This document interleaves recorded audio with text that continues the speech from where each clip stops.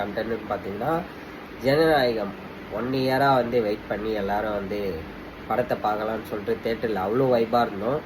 அந்த வைப்புக்கெலாம் இன்றைக்கி வந்து ஒரு முற்றுப்புள்ளி வச்சிட்டாங்க. படத்தை வந்து யாரோ ஆன்லைனில் லீக் பண்ணிட்டுருக்காங்க.